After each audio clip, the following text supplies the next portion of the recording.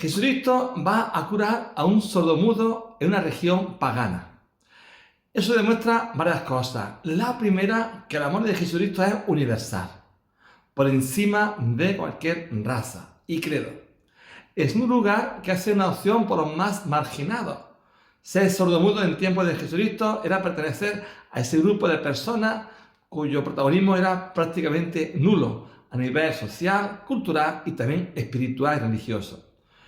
Es una forma concreta de cómo también nosotros tenemos que pedir a Jesús que abra nuestros oídos y nuestra boca también para escuchar su palabra, para comunicarla y hacer la vida. Recibe un gran abrazo de paz. Saludos. Hoy la lectura del Evangelio nos trae una imagen de Jesucristo maravillosa. Comenzaba San Marcos diciendo cómo Jesucristo está en territorio pagano, es decir, fuera de Israel. Eso ya nos da la sensación de lo que supone una mirada universal, sin fronteras ni barreras.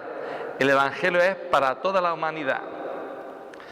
En segundo lugar, en ese contexto de estar en un lugar pagano, la gente en esta ocasión actúa bien, porque la gente sirve y pide que Jesús intervenga ante una persona que es sorda e incluso tiene dificultades para hablar.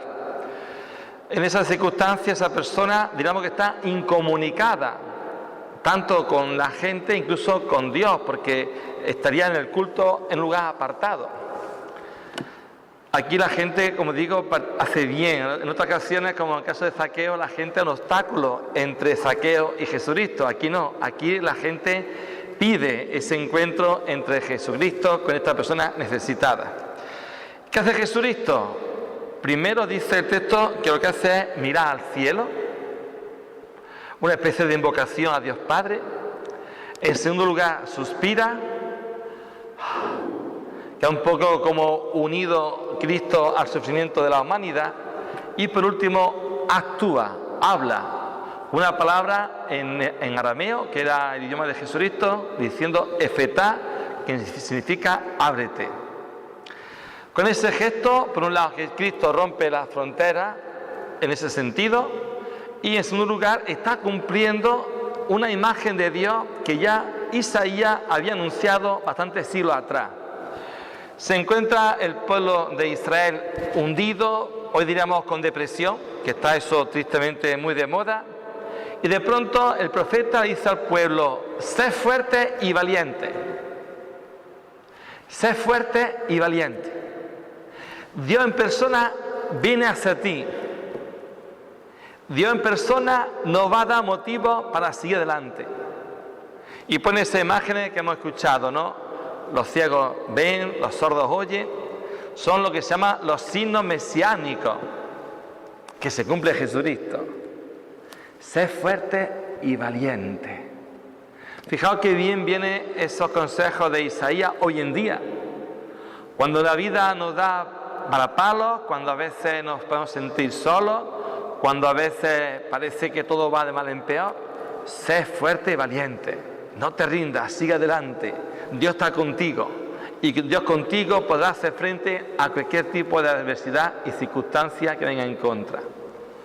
Y así también llegamos a otro aspecto importante que Santiago en la segunda lectura recordaba, en la realidad de los pobres y cómo Dios hace una opción por los pobres. Y pone un ejemplo que incluso en la iglesia se ha dado hasta hace poquito, ¿no?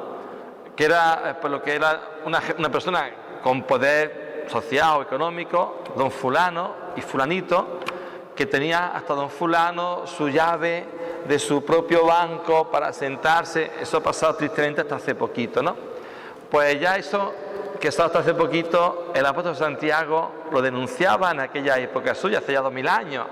Si entra alguien importante en la asamblea, lo pone en lugar preferencial. Si llega un pobre, decía, y te quede. Eso, dice el apóstol, no sea así, porque Dios recuerda que ha hecho la opción por los más débiles. Hay un refrán que dice: ¿cuál es tu hijo más querido? A una madre preguntaron eso y responde: el más chiquito, el más chiquito. El que está en el paro hasta que consigue trabajar. El que está enfermo hasta que se cura. El que está de viaje hasta que llega a casa. Pues eso pasa con nuestro refranero, igual pasa con nuestro Dios. Dios ama a todos sus hijos, claro que sí, incluso a aquellos que le odian, incluso los ateos, incluso los que renegan contra él, los ama hasta el extremo. También es verdad que siguiendo esa actitud se vuelca con los que más necesitan ese amor y ese cariño. Y Cristo lo fue demostrando, fue acercándose a aquellos que socialmente, incluso religiosamente estaban marginados. Pensemos en los leprosos, pensemos en los publicanos, pensemos en todos aquellos que eran la escoria de la sociedad, y son incontables los momentos de Jesucristo que se va volcando con ellos para darle su dignidad, para devolverle su dignidad, para decirle que para Dios son los más chiquitos, son los más necesitados, y por eso se vuelca. Así llegamos al Evangelio, repito, cuando Cristo cura a esa persona.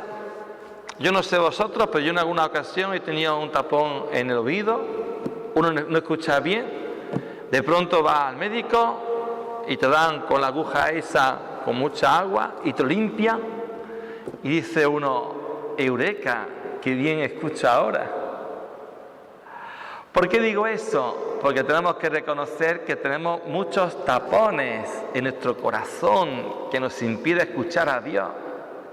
Tenemos a veces el tapón de la vanidad que nos hace sentirnos mejores que los demás, o el tapón de la avaricia que nos impide compartir, o el tapón del orgullo que nos hace alejarnos del más necesitado. Pues tantos tapones hay, pidámosle al Señor que nos lo quite, nos quite esos tapones en nuestro corazón para que podamos escuchar bien su palabra. Y para terminar, todos sabemos que hay unos refranes que hablan sobre el tema de la boca. En boca cerrada no entran moscas, o también tenemos dos orejas y una boca, es para que escuchemos el doble de lo que hablemos. Y eso no es así, tenemos que reconocer que estamos en la era que nos cuesta escuchar al prójimo. Y después de escuchar el Evangelio, una actitud importante es tener un oído muy atento para escuchar a los demás, escuchar a Dios que nos habla en la vida, escuchar su palabra, escuchar a Dios en los acontecimientos, para que escuchando esa presencia de Dios hagamos como también la persona curada del Evangelio, enseguida dar gloria a Dios, dar alabanza a Dios, que nuestra lengua sea sobre todo instrumento para anunciar buenas noticias, que para anunciar cosas negativas y chismes, todas esas cosas, ya está la televisión y la noticia, los telediarios, que nosotros anunciemos constantemente la alabanza, la maravilla que Dios sigue haciendo con nosotros. Que el ejemplo de Jesucristo, sobre todo, con esa cercanía a este sordomudo, nos aliente, que la frase de Isaías de ser fuerte ante la adversidad nunca nos dé fuerza para nunca rendirnos, y sobre todo que sepamos escuchar mucho a los demás y también, como no, mostrar alabanza a nuestro Dios.